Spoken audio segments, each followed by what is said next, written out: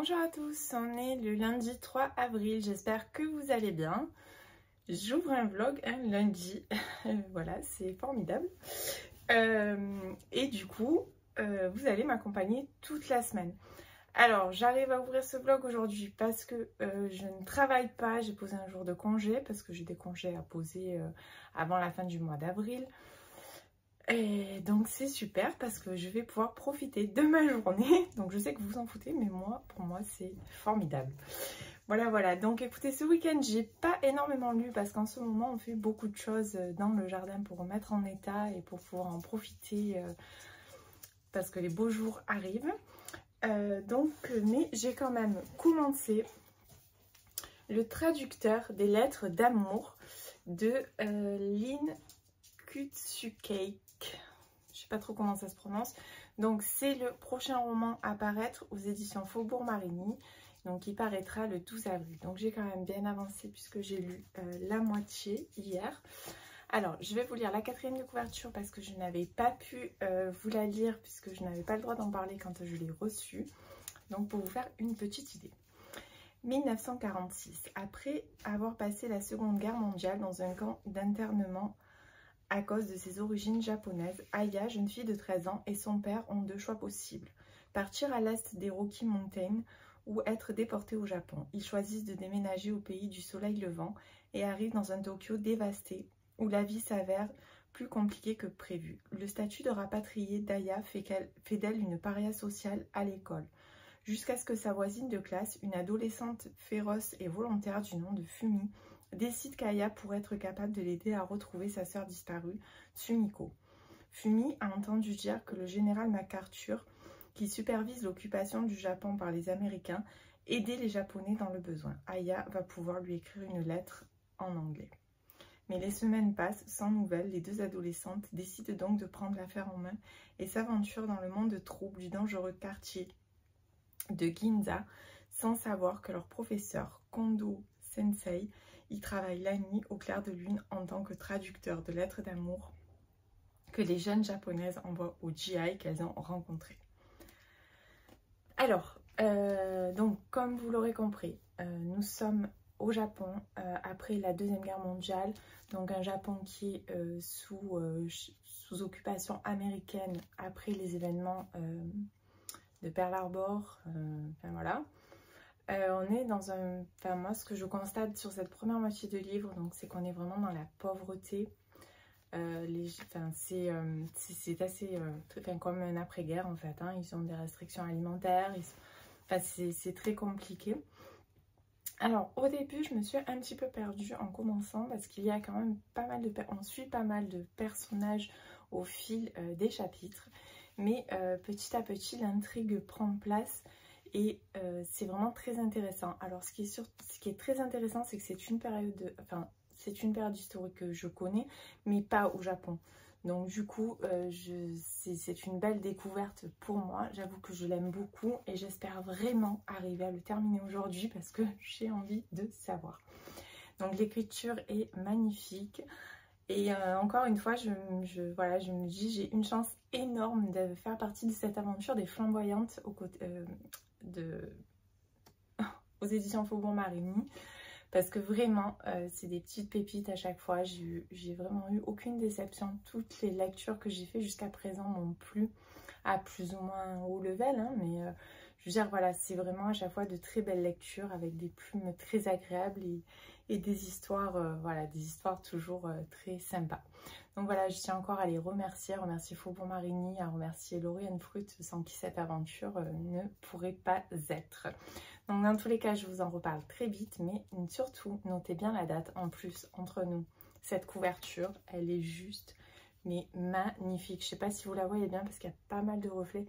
Et puis bon, c'est pas la définitive, hein, c'est les épreuves qu'on reçoit nous. Mais voilà, la couverture, elle est magnifique. L'histoire, elle est très très belle. Ça se lit, mais très très facilement. Enfin voilà, franchement, il n'y a rien à dire pour l'instant. Donc je vous en reparlerai quand j'aurai terminé cette lecture. Alors là, par contre, je m'apprête à sortir. Je vais aller dans un endroit de totale débauche. Vous l'aurez compris, en librairie. Voilà, ça fait quelques temps que je n'ai pas été en librairie pour vraiment prendre le temps et regarder. Et là, j'ai envie de faire un gros craquage. J'ai déjà plein d'idées en tête. Voilà, j'en ai envie, j'en ai besoin. Alors même si j'ai presque 300 livres dans ma palle, ben, ça ne me suffit pas apparemment. Voilà, voilà. Donc, ben, écoutez, je ne sais pas encore si je vous remontre ça dans ce vlog ou si je fais une vidéo spéciale boucole. Ça dépendra un petit peu de mon taux de raisonnabilité. Je ne sais pas si ça se dit, mais voilà. Donc bah écoutez, soit je vous dis à tout à l'heure dans ce vlog, soit pour une autre vidéo où je vous parlerai un petit peu de mes achats. Et puis je voulais aussi en profiter pour vous montrer donc le t-shirt de chez News. Je vous mettrai le lien en bas. Je les trouve vraiment super et on est super bien dedans et ça va très bien avec notre façon de considérer les livres, on va dire. Voilà, c'est pas très français ce que je dis, mais c'est pas grave. Bon bah écoutez, je vous dis à très vite. Dans tous les cas, je vous emmène en librairie, soit dans cette vidéo, soit dans une vidéo à part. Je vous souhaite une très belle journée. Et coucou, je vous reprends. Donc je m'apprête, comme je vous l'ai dit ce matin en ouvrant mon blog, à me rendre en librairie. Un lieu que j'affectionne particulièrement, mais qui est très dangereux, comme vous savez, pour chacune de nous, lectrices. C'est assez dangereux de se rendre en librairie. Voilà, voilà. Bah écoutez, je vous montre plus tard mes nouvelles acquisitions.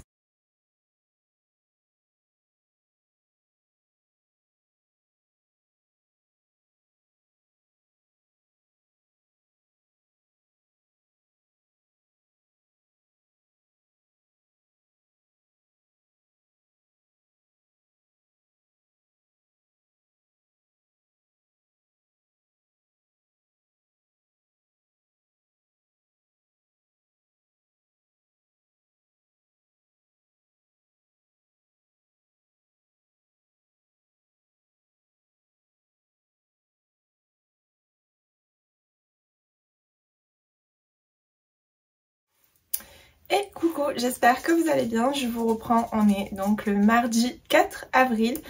En toute honnêteté, j'ai eu la flemme de vous reprendre hier pour vous montrer donc du coup mes achats. Donc on va le faire aujourd'hui. Il n'y aura pas d'update lecture parce que je n'ai pas encore terminé le traducteur des lettres d'amour. Il me reste une trentaine de pages, je finirai ce soir. Donc je vous ferai l'update demain. Et voilà. Bah écoutez, du coup, vous êtes prêts. Je vais vous montrer déjà dans un premier temps toute la pile. Voilà, voilà. Et je vais vous en parler. Je vais vous parler un petit peu de ces achats. Alors, on va commencer par les thrillers. Donc, j'ai acheté, je me suis pris donc 3 thrillers. J'ai pris Hurlement d'Alexis Leipzger. Comme je vous l'ai dit, j'ai lu la semaine dernière Les Poupées. Et je n'ai pas du tout envie d'attendre un an que celui-ci sorte en poche. Donc voilà, je l'ai pris en brochet. Voilà, il n'y a pas grand chose sur la 4e de couverture. Dans tous les cas, je ne veux pas savoir. Je vais encore une fois me laisser surprendre et me laisser totalement bobiner par Alexis Leipzger. Voilà, donc c'était... les poupées, c'était tellement incroyable que voilà, j'ai vraiment trop hâte de lire celui-là.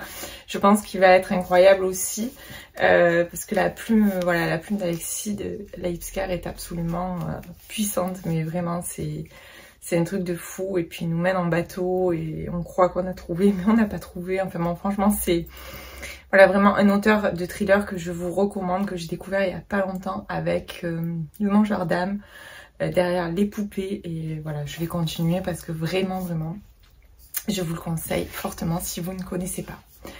D'ailleurs, entre parenthèses, j'ai décidé que j'allais faire une petite pile à lire de tous mes brochets parce que j'en ai énormément dans ma palle que je n'ai pas lu et qui sont depuis sortis en poche et je trouve ça vraiment dommage.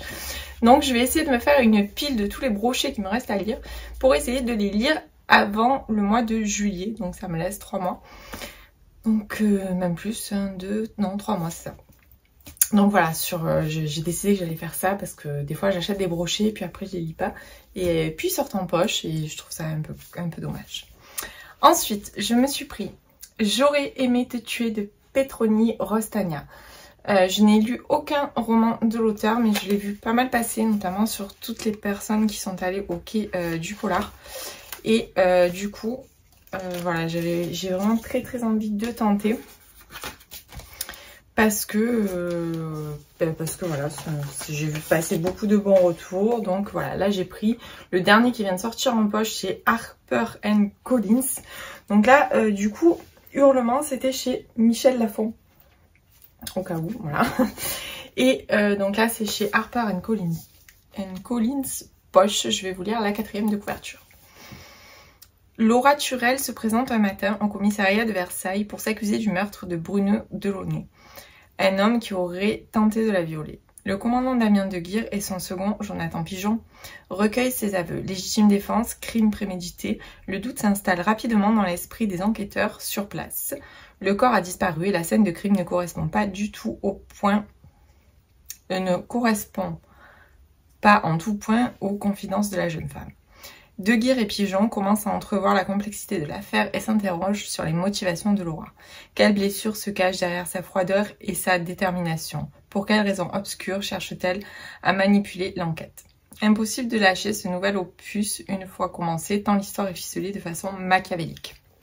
Voilà, ça m'a bien tenté. J'ai envie de découvrir et si l'auteur me plaît, je ferai comme avec les autres, j'en prendrai d'autres derrière. Ensuite, j'avais envie de découvrir également Nico Takian et j'ai choisi Avalanche Hotel. Voilà, c'était le résumé me tentait. En plus, il est court. Celui-là aussi d'ailleurs est pas très long. Et voilà, j'avais envie de prendre quelques petits romans comme ça, un petit peu courts pour caler des fois comme ça entre deux lectures. Alors, je vais vous lire le résumé de celui-ci. Janvier 1980, Joshua Oberson est agent de sécurité à l'Avalanche Hotel, sublime palace des Alpes suisses. Il enquête sur la disparition d'une jeune cliente et ne peut écarter un sentiment d'étrangeté. Quelque chose cloche autour de lui, il en est sûr. Le barman, un géant taciturne, lui demande de le suivre dans la montagne en pleine tempête de neige. Joshua a si froid qu'il perd connaissance et revient à lui dans une chambre d'hôpital. Il a été pris dans une avalanche, il est resté inconscient pendant 2 jours. Nous sommes pas en 1981 mais en 2018. Joshua n'est pas agent de sécurité, il est flic et l'Avalanche Hotel n'est plus qu'une carcasse vide depuis bien longtemps. Tout cela n'était-il qu'un rêve dû au coma? Un rêve vraiment? Voilà. Donc écoutez, je vous dirai, hein, ça me tente aussi pas mal, donc je pense que ça ne traînera pas. Ensuite, j'ai également pris un Cozy Mystery. Donc c'est Bienvenue à l'Hôtel Savoie, le crime de la chambre 705 de Prudence Emery et Ron Baz aux éditions La Martinière. Alors déjà, je trouve que là, à chaque fois, donc c'était La Martinière aussi quand j'ai lu les dames de Marlowe. Et là, pareil, je trouve que les couvertures, elles sont trop belles. Et ça me donne vraiment envie de le découvrir. En plus, j'avais envie de lire un Cozy Mystery, donc je me suis laissée tenter par celui-ci. Alors ensuite, j'ai craqué pour Les Mauvaises Épouses de Zoé Brisby.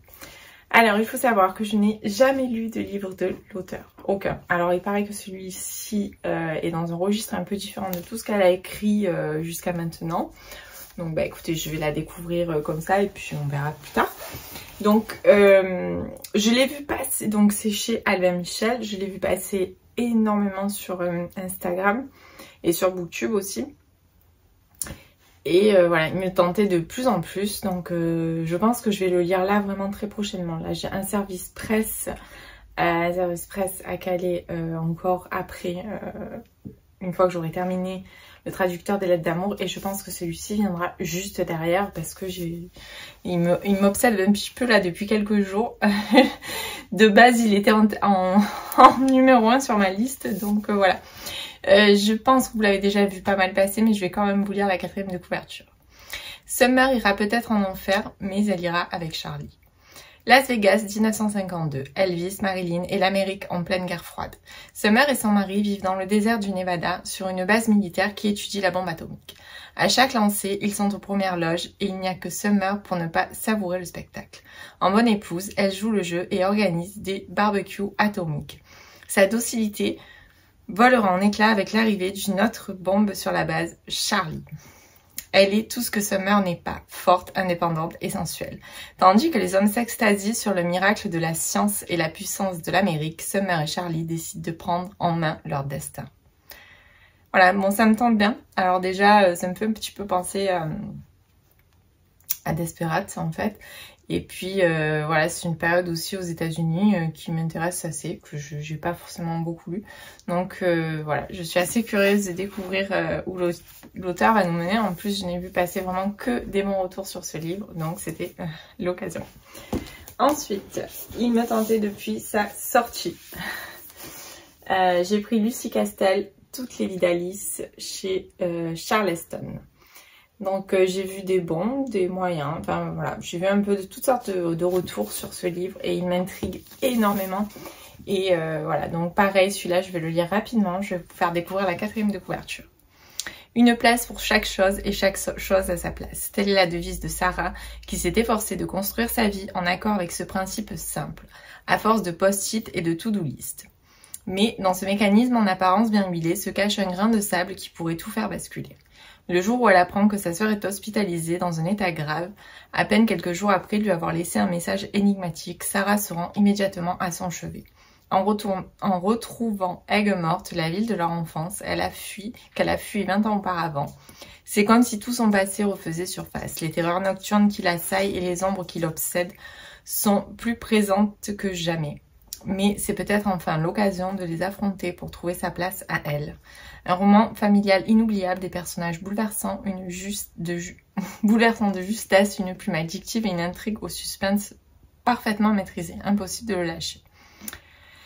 Voilà, donc Toutes les vies d'Alice de Lucie Castel, disponible chez les éditions Charleston. Pareil, celui-là, de toute façon j'ai dit tous les brochets, il faut que je les liquide avant le mois de juillet.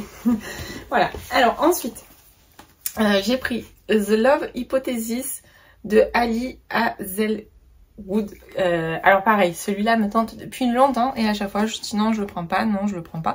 Et puis finalement bah là il était en tête de gondole, donc j'avais pas prévu de le prendre. Mais voilà, il était en tête de gondole, il m'a appelé, il m'a dit prends-moi, prends-moi. Donc voilà, du coup il se retrouve dans ma palle. Alors, hypothèse non commune, supposition ou tentative d'explication faite sur la base de preuves limitées, souvent de points de départ à des recherches plus poussées. Exemple, d'après les informations disponibles et les données collectées à ce jour, mon hypothèse est que plus je me tiens éloignée de l'amour, mieux je me porte. Étudiante en 3e année de doctorat, Olive Smith ne croit pas à l'amour, mais sa meilleure amie, et c'est justement ce qui l'a fourré dans ce pétrin, la convaincre qu'elle fréquente quelqu'un. J'ai pas bien compris. Et avoir enfin la paix. Allez bien sûr exiger plus qu'une simple ruse, les scientifiques demandent des preuves. Alors, comme n'importe quel biologiste qui se respecte, Olive panique et embrasse le premier venu, qui n'est autre qu'Adam Carlsen. J'arrive pas à parler, c'est... éminent professeur régnant sur les laboratoires de Stanford. Et ce connard notoire. Quand il accepte de se faire passer pour son mec, Olive est pour le moins déroutée. Si seulement cela avait pu en rester là. Mais leur petite expérience prend vite des proportions ingérables, surtout lorsqu'ils se prennent peu à peu à leur propre jeu. Voilà, bon bah écoutez, j'avais envie de découvrir, donc je pense pareil, je vais essayer de le lire assez rapidement. Et un dernier, c'est un petit poche, alors il est vraiment tout court lui, hein. Hop, alors là, ça se lit en une soirée, hein, 170 pages. Donc, Olivier Bourdeau, en attendant, Bojangles, je sais pas si ça se dit comme ça.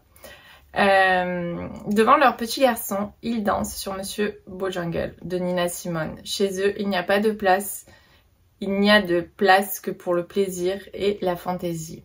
Celle qui mène le bal, c'est la mère, feu follet imprévisible. Elle les entraîne dans un tourbillon de poésie pour que la fête continue coûte que coûte. L'amour fou n'a jamais si bien porté son nom. Voilà, donc j'ai vu beaucoup passer, j'ai vu qu'il y avait une adaptation aussi cinématographique et j'avais vraiment envie de me faire ma propre idée sur ce roman. Alors je pense que c'est un petit peu décalé, je pense, hein, je sais pas du tout, mais voilà, j'avais vraiment envie. En plus, bon, il est très court, donc ça va aller très vite, je pense, sachant qu'il y a déjà 15 pages de... donc vraiment, c'est un roman à 150 pages. Donc voilà, bah écoutez, je vous dirai ce que j'en ai pensé. Je connais pas du tout l'auteur, je n'ai jamais rien vu de lui. Je vois qu'il en a écrit d'autres. Voilà, bah écoutez, je vous dirai. Si vous avez des avis d'ailleurs sur ce livre, n'hésitez pas à venir me dire en commentaire parce que j'avais vu des bons et des retours un peu moins bons. Mais je sais pas, quelque chose m'attire. Alors c'est un petit peu la bande-annonce. Je n'ai pas regardé l'adaptation, mais j'ai vu la bande-annonce de l'adaptation. Et ça m'a donné envie de découvrir, mais j'avais envie de le lire d'abord, avant de le voir. Je préfère toujours d'abord lire et voir après. Bon, voilà. Eh bien, écoutez, j'espère que ça vous a plu. Bon, il y a de quoi faire, hein. Il faut que je fasse mon petit tri, que je mette tous mes brochets de côté. Parce que là, il y en a quand même pas mal de brochets au final. Hein. Il y en a quand même... Oh voilà. Il y a quand même 5 brochets et il m'en reste aussi beaucoup dans ma palle. Donc voilà. Mais écoutez, je pense que je vous reprendrai demain pour vous parler donc plus en profondeur du traducteur des lettres d'amour. Le roman apparaître chez Faubourg Marigny donc le 12 avril. Donc il sortira en même temps quasiment que ce vlog. Donc je vous reprendrai demain pour vous parler de ça et je vous dirai quelle est ma lecture suivante. Voilà. Bah écoutez, je vous souhaite une belle journée. Je vous dis à plus tard. Et bonjour à tous, on est le mercredi 5 avril, oui c'est ça, 5 avril. Je vous reprends pour plusieurs choses. Alors la première, hier je vous ai fait un gros book haul, mais du coup j'en ai un en plus. Puisque j'avais précommandé le prochain roman à paraître aux éditions Hurlevent de S.A. Yarmond, Les Fêlures de Wakefield Manor. Voilà. Ils sont trop beaux, j'adore cette collection, vraiment, je suis complètement fan. Le travail éditorial est magnifique. Ils sont vraiment très beaux, j'adore. Et donc du coup, cette fois-ci, je l'avais précommandé. Parce que je voulais absolument l'avoir et pas me retrouver comme avec la Duchesse de Buckingham où quand j'ai voulu le commander, il était en rupture. Donc du coup, comme je l'ai précommandé, il y a une petite dédicace dedans, donc j'étais super contente. Et un petit marque-page également. Donc voilà, alors je ne sais pas si vous connaissez cette collection, je vous en ai déjà parlé puisque j'avais lu, alors par contre je suis très à la bourre parce que je les ai tous, toute la collection est là-haut, mais je pense pas que vous la voyez, non. Donc j'ai les 4 qui ont été édités par cette maison d'édition depuis sa création il y a 1 an. Et par contre je suis à la bourre pour les lire, je n'en ai lu qu'un. Alors celui-là par contre, il va sortir là prochainement, la date exacte, je m'excuse mais je n'ai pas retenu, je sais qu'il sort là, je pense qu'il sort début de semaine prochaine. Moi j'aimerais bien le lire sur avril, je vais tout faire pour le lire au mois d'avril et d'abord je vais vous lire la 4e de couverture. Alors 1910, Angleterre, Honoria Belfort, jeune veuve de 27 ans, accepte un poste de préceptrice à Wakefield Manor. J'ai un accent anglais, je parle super bien anglais, vous avez vu, comme une vache espagnole, pareil. Bon, alors du coup, dans les paisibles Cotswolds, entre les murs du manoir, les mystères se dessinent et les bouches se condamnent au silence. Et tandis que les cœurs s'embrasent, la tragédie se profile. 2 ailes d'un manoir, l'une habitée par la duplicité, l'autre par les ruines. Saurez-vous trouver les réponses parmi les vestiges du chagrin? Donc voilà, bah écoutez, moi j'ai très envie de le lire. J'ai hâte de me plonger dedans, même si c'est un beau bébé, hein, parce qu'il fait quand même 500... Oula, ah oui, c'est un beau petit pavé. Donc il fait à peu près 560... Oh, c'est pas découpé. Alors, voilà. 565 pages, donc c'est vraiment une bonne lecture. Donc voilà, je vais essayer de me la caler sur avril. Voilà, moi j'ai un programme chargé au mois d'avril en fait, hein, parce qu'au fur et à mesure je dis je vais le caler sur avril, ça commence à faire beaucoup. Bon, enfin on verra.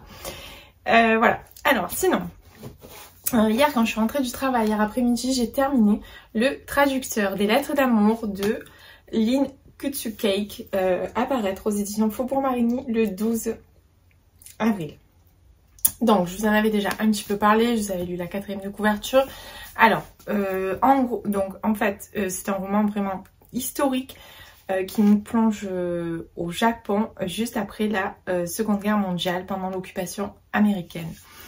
Donc c'est une période difficile pour les Japonais qui vont devoir se plier,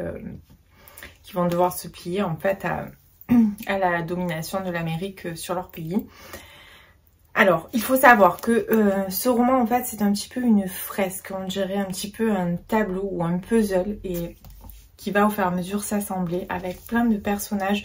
Donc, il y a une grande diversité de personnages. Donc, on suit Aya qui, elle, débarque du Canada parce que, en fait, ses parents avaient immigré au Canada. Mais suite à tout ce qui s'est passé, ils n'ont plus le droit d'y rester, ou alors il faut qu'ils partent vivre dans les Rocheuses en mode commando. Donc du coup, ils préfèrent retourner au Japon, sauf qu'Aya, elle est née au Canada et qu'elle ne connaît pas le Japon. Donc elle va se retrouver dans un pays où tout lui est...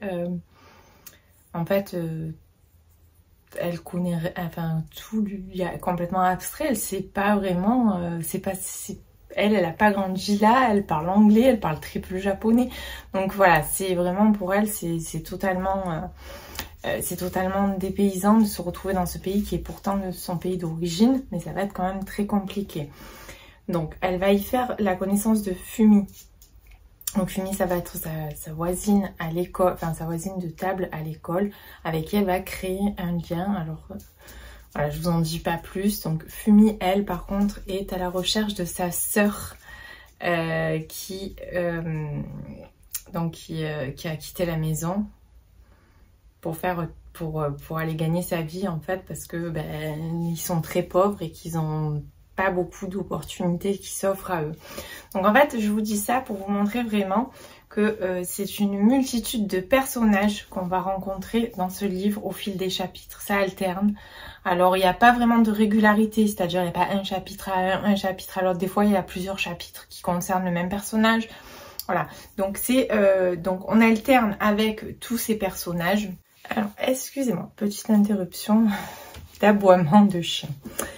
Donc, du coup, c'était pour vous dire, en fait, je sais plus trop où je me suis arrêtée, mais en gros, voilà, c'est vraiment une fresque de personnages, un grand tableau. Et petit à petit, il y a des liens qui vont se tisser entre ces personnages, entre tout ce qui se passe. Voilà, après, il faut aimer ce type de roman. C'est un roman vraiment très historique et voilà, c'est pas un roman d'action, vraiment, ne vous attendez pas à de l'action, il y en a pas. On est vraiment sur un rythme lent, avec tous ces personnages qui évoluent, en fait. Et petit à petit, on se rend compte des liens qui vont se former entre ces personnages, ils sont pas là par hasard. Voilà, donc pour moi, c'était une bonne lecture. Après, ce n'est pas un coup de cœur, je suis tout à fait honnête avec vous. Mais j'ai beaucoup aimé découvrir la période et la manière dont c'est écrit est absolument magnifique. Par contre, c'est très très bien écrit. Même s'il y a toutes ces longueurs, même s'il y a beaucoup de personnages. Voilà, moi j'ai vraiment accroché avec la plume de l'autrice. Et comme je vous dis, j'ai beaucoup aimé me plonger dans cette période. Voilà. Donc, du coup, il sort le 12 avril.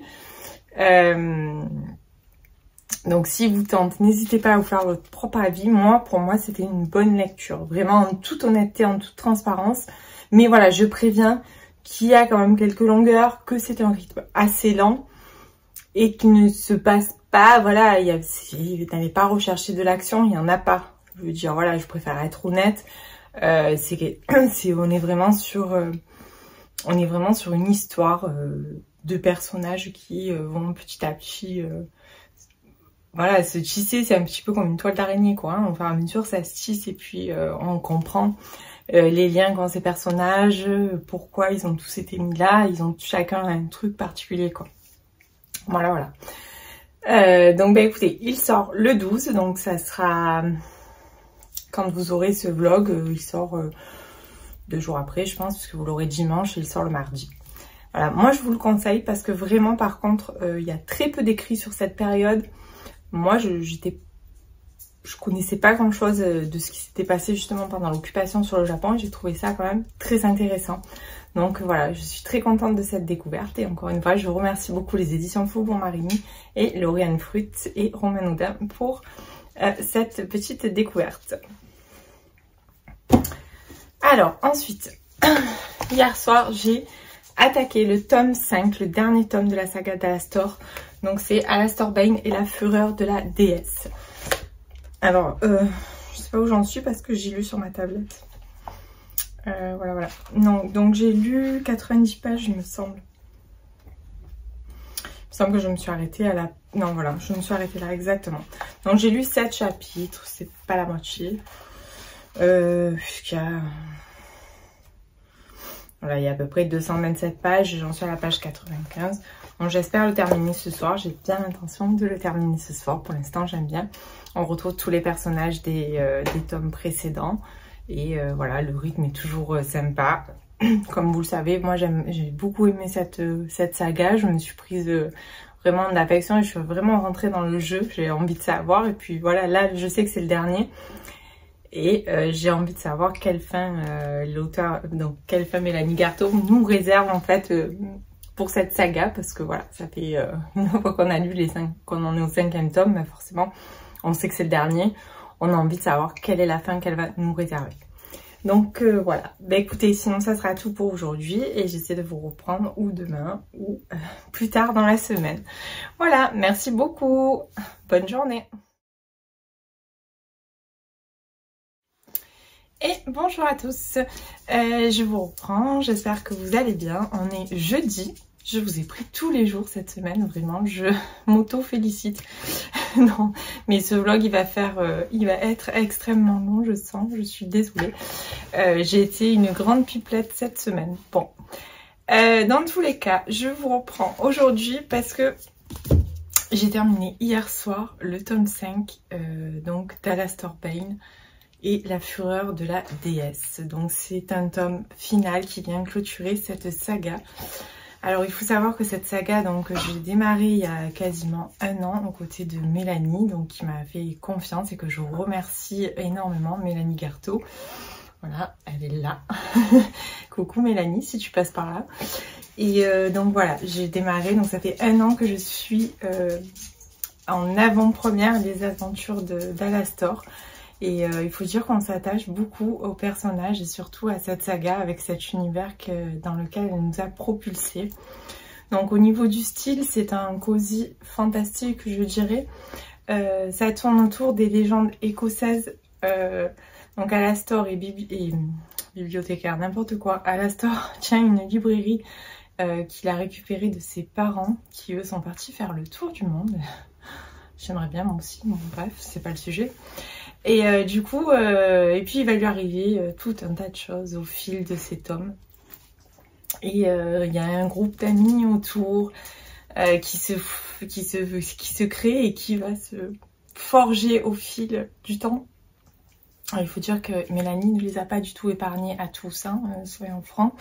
Voilà, ils ont vécu des choses brocambolesque et puis c'est ça qui est bien en fait parce qu'elle a réussi à maintenir le rythme, à maintenir l'action jusqu'à la fin avec encore des rebondissements, avec encore des choses auxquelles on ne s'attendait pas du tout. Donc je rentre pas dans les détails, je ne vous parlerai absolument pas de ce qui se passe dans ce dernier tome parce que je ne veux vraiment pas vous spoiler. Tout ce que je peux vous conseiller, c'est de lire cette saga et de les lire assez rapprochés, on va dire. Voilà, 1 par mois, c'est bien. Ça vous permet de rester vraiment dans le... de rester dans le bain. Parce que au fur et à mesure, on retrouve toujours un petit peu des choses. Et voilà, c'est ça qui est super bien. Et voilà, bah écoutez, moi je trouve que cette saga, c'est une vraie réussite. Faut savoir que c'est les premiers romans de l'auteur et que du coup, voilà, c'est franchement arriver à sortir ça, parce que si on fait le cumul de toutes les sagas, ça fait quand même un beau bébé. Et voilà, c'était vraiment fantastique et je la remercie vraiment beaucoup pour m'avoir permis de vivre cette aventure à ses côtés. Et puis alors surtout quand on termine le livre et puis que on voit son nom dans les remerciements, ça crée une très forte émotion et c'est là qu'on se dit qu'en fait Instagram c'est pas que des livres. Instagram c'est aussi tous les liens que l'on crée, c'est aussi voilà, cette proximité qu'on peut avoir avec les auteurs et c'est formidable en fait et voilà, c'est pour ça que je suis toujours très contente de pouvoir faire ça. Donc là il faut savoir que c'est en auto-édition, ça sera disponible sur la plateforme Amazon. Je pense qu'au moment où vous verrez ce vlog, ça sera disponible sur la plateforme Amazon. Voilà, bah écoutez, je vous invite vraiment à découvrir cette saga si vous aimez un petit peu ce style de lecture autour des légendes d'Écosse, avec une très forte amitié, avec des personnages hyper bien présentés en fait, et qu'on finit tellement qu'on s'attache à eux et qu'on n'a pas envie de les quitter. Moi j'avoue que ça me fait bizarre de me dire c'était le dernier, on les reverra plus quoi. Donc voilà, bah écoutez, donc disponible en version numérique et en version papier sur la plateforme Amazon. Et si vous avez l'abonnement Kindle, il est en plus, vous pouvez l'emprunter. Donc du coup, vous pouvez le lire à votre guise. Voilà, bon ben ça sera tout, je clôture. Et encore merci Mélanie, j'espère que tu me vois et que tu seras, et que voilà, que tu verras cette vidéo. Et ça me fait beaucoup plaisir qu'on ait pu collaborer ensemble sur cet homme. Voilà, alors sinon, du coup, ben, je vais choisir une nouvelle lecture. Alors, j'ai demandé à mes abonnés Instagram de choisir ma prochaine lecture. Donc, ils ont le choix entre ça ou ça. Alors, pour l'instant, c'est celui-là qui arrive en tête. Le sondage est en place depuis ce matin. Et voilà, c'est celui-là qui sort du lot. Mais dans tous les cas, si je lis celui-là ce soir, celui-là suivra derrière. Voilà, j'ai également reçu, mais là j'ai pas encore, je peux encore pas vous le montrer, un pas après l'autre de la part de chez Fictia. Enfin, je peux pas vous en dire plus, je me rappelle plus en fait. Bon, j'avais demandé, mais je me rappelle plus du tout qui est l'auteur. Enfin bon, je suis nulle, hein, voilà, on va le dire. Je suis complètement nulle. Je n'ai pas mon téléphone puisqu'il filme. Donc voilà, écoutez, c'est pas grave. Je vous en reparlerai de toute façon. Je vous montrerai la couve et je vous en parlerai soit demain. Mais après, à un moment donné, je pense que je vais clôturer ce vlog parce qu'il va être vraiment très très long. Donc voilà. Bon bah écoutez. Pour aujourd'hui, on dira que ça sera tout et je vous reprendrai donc sûrement demain. Comme ça, je vous dirai finalement qu'est-ce que j'ai choisi comme lecture et je vous parlerai de un pas après l'autre que j'ai reçu de la part des éditions, enfin de la part de chez Fictia en service presse. Voilà, mais écoutez, je vous souhaite une belle journée et je vous reprends très très vite. Et bonjour à tous, je vous reprends, on est le vendredi 7 avril, donc je suis en mode détente parce que moi je suis en week-end depuis midi. Voilà, et je vous reprends donc pour vous parler de ma dernière lecture qui n'est autre que Les Mauvaises Épouses de Zoé Brisby, paru chez Albin Michel. Alors, donc hier j'avais demandé en story à mes abonnés de choisir ma nouvelle lecture, il se trouve qu'ils ont choisi Les Mauvaises Épouses. Et j'ai donc commencé hier soir en rentrant du travail. Je n'ai pas pu le lâcher. J'en ai lu quasiment les 2/3 et j'ai terminé ce qu'il me restait aujourd'hui en rentrant du travail. Voilà, donc c'était... j'ai adoré cette lecture. C'est ultra addictif. Donc Zoé Brisby, je ne connaissais pas du tout sa plume. C'est le premier livre que je lis de l'auteur. Alors il paraît qu'il est sur un ton très différent des précédents. Donc je peux pas vous dire puisque c'est le premier que je lis. Une chose est sûre, c'est que je l'ai adoré. Donc elle nous plonge dans les années 50 dans le Nevada, à côté d'une centrale en fait où ils font des essais pour la bombe atomique.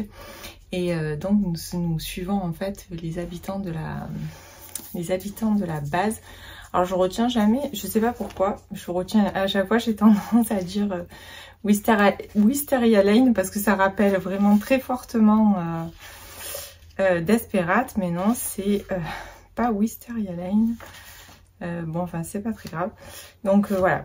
En tout cas, c'est très immersif. On visualise tout à fait l'endroit. Des petites maisons bien rangées, bien alignées, toutes propres, la pelouse bien tendue, quasiment toutes conformes. Enfin, vraiment, c'est... je trouve qu'elle nous a vraiment plongé avec brio dans l'Amérique des années 50 avec tout ce que ça comporte, c'est-à-dire la période de guerre froide, puis cette période un petit peu glamour aussi que l'on retrouvait à l'époque, et ce côté de vouloir paraître parfait avec des réceptions parfaites, une maison parfaite, enfin c'est très très caricatural et franchement ça se prête très bien à l'histoire. Donc en fait ici on va suivre Summer. Summer c'est un petit peu l'épouse parfaite. ouais, l'épouse parfaite qui tient bien sa maison, qui fait tout, tout dans les normes pour surtout satisfaire son mari, qui ne déborde pas, qui ne... En fait, au final, on se rend très rapidement compte que Summer, elle est un petit peu emprisonnée dans cette vie et emprisonnée dans cette ambiance dans cette ambiance base militaire, en fait, où bon, ils font plein d'essais, on ne sait pas vraiment ce qu'ils font. On sent dès le départ, en fait, cette tension, jusqu'au jour où va débouler Charlie. Donc Charlie, c'est sa voisine, qui est elle aussi donc femme de militaire travaillant sur la base. Et Charlie est un petit peu tout l'inverse de Summer. Personne ne va l'aimer dans ce petit quartier. Personne ne va l'aimer parce que ben, justement Summer, elle s'en fout en fait. Elle n'a pas ce côté parfait et elle ne veut pas du tout l'avoir. Donc voilà. Et en fait, ben, Summer, c'est un petit peu la bombe atomique, mais pour... Charlie, par contre, va un petit peu jouer le rôle de bombe atomique pour Summer, c'est-à-dire qu'elle va un petit peu, elle va lui enlever les œillères qu'elle porte finalement, puisque Summer va se rendre compte de pas mal de choses au contact de Charlie. Donc je vous en dirai pas plus parce qu'il faut vraiment le lire en fait, hein, voilà, parce qu'il y a plein de choses, voilà, mais il faut savoir quand même que sous cette couverture plutôt sympa et ce titre qui moi m'a vraiment interpellée. Zoé Brisby aborde des thèmes très profonds. Ce n'est pas un livre drôle, c'est pas un feel good, c'est un livre où on aborde des sujets délicats, des sujets douloureux comme la violence conjugale, comme ben, les essais de la bombe atomique et tout ce que ça implique autour. Hein, parce qu'il faut savoir que les bombes atomiques ont des répercussions assez néfastes, même si elles ne vous tuent pas sur l'instant, ça laisse quand même beaucoup de traces dans l'atmosphère. Donc tout ce contexte, voilà, et puis ce carcan un petit peu des femmes de l'époque, c'est-à-dire elles travaillent pas, elles sont à la maison, elles sont juste bonnes, entre guillemets, à faire la popote et à faire des sourires et à recevoir quand monsieur a envie de recevoir. Enfin, c'est très très bien dénoncé, la plume est... j'ai beaucoup aimé la plume de Zoé Brisby qui est très incisive dans ce livre et en même temps il y a des passages qui voilà, on se dit voilà quoi, c'est tellement vrai en fait, il y a des répliques qui sont juste parfaites. Voilà, moi j'ai beaucoup aimé cette lecture et vraiment je vous la conseille. Voilà, c'est vraiment quelque chose qui c'est vraiment un livre sur la condition féminine, mais dans le bon sens, c'est-à-dire pour l'évolution. Enfin, je sais pas comment vous expliquer. Après, sur l'intrigue, je vous dirai pas plus de choses parce que vraiment, ça gâcherait la lecture parce que il faut la découvrir, l'histoire, il faut la vivre. Et ce que j'ai aimé justement, c'est que j'ai été de suite happée et de suite complètement immergée en fait dans l'histoire, dans l'Amérique des années 50, aux côtés de Summer, aux côtés de Charlie. Ça m'énerve de pas retrouver le nom. Bon, j'ai un problème dans ma tête en ce moment, je ne retiens rien. Enfin, dans tous les cas, voilà. Donc écoutez, moi c'est une totale réussite.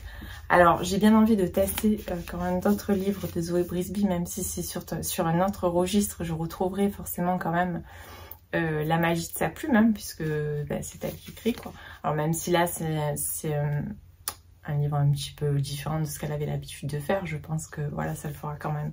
D'ailleurs à Noël j'avais envie de me prendre, l'année dernière elle a sorti une romance de Noël, je crois que c'était La fille qui n'aimait pas Noël, et en fait bah, du coup finalement je l'avais pas pris, et je pense que je le prendrai cette année du coup. Voilà. Bon bah écoutez, donc c'était une très bonne lecture. Si vous ne connaissez pas, j'espère que ça vous a donné envie de le découvrir. Mais je vais en profiter du coup pour clôturer ce vlog qui est déjà bien assez long. Je pense cette semaine j'ai été vraiment très bavarde. Donc je vais l'arrêter, je vais le clôturer aujourd'hui. J'espère qu'il vous a plu, j'espère que ça vous a donné plein d'envie et plein d'idées de livres à lire. N'hésitez pas à venir discuter avec moi en commentaire, ça me fait toujours très plaisir vos messages et je prends toujours le temps de répondre à aussi vite que possible à tout le monde. Vous savez, voilà. Et si vous avez envie de partager et de liker aussi, si la vidéo vous a plu, bah, écoutez, ça me fait toujours très très plaisir. Bah, écoutez, merci de m'avoir regardé jusqu'au bout. Je vous souhaite une belle semaine de lecture et également un bon week-end de Pâques, puisque quand vous aurez cette vidéo, on sera pile poil le jour de Pâques.